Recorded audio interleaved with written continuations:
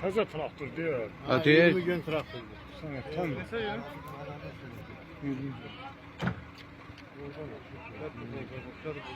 Ha.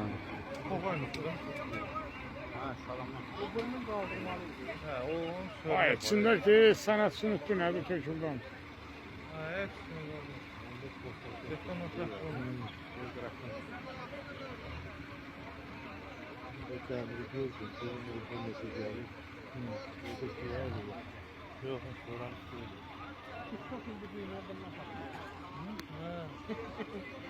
Ləvən millət. Elə şey yoxdur. Avropada göstərirlər. Biri yıkılır, 10 nəfər əl binəsə kamerası gibi bir yerden çıxarır. İndi onu qalır, indi onu götürdə qaldır, onu nədir çıxar? İndi ora qaldıranda, indi o yerdə askıda saxlayacaq. Üstə ortalamayla da əl edəcək. O yıraq olsun, turlu adam olsun. O yüzden o 100 var. Çünkü kumarxanada olmasına Yerim çox olun, yağın gücünə.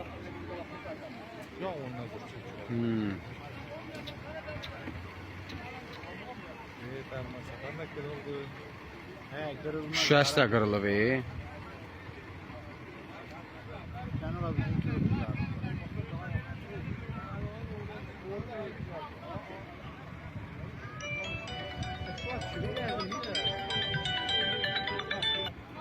Alo.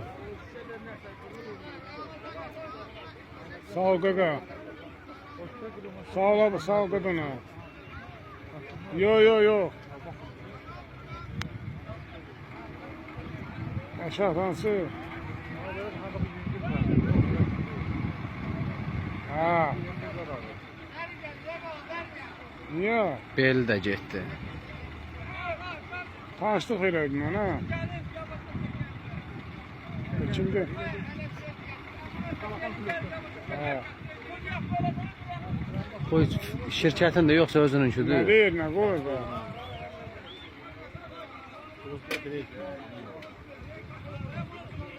Seher. Ay canım. Beylagandayım ben kaka.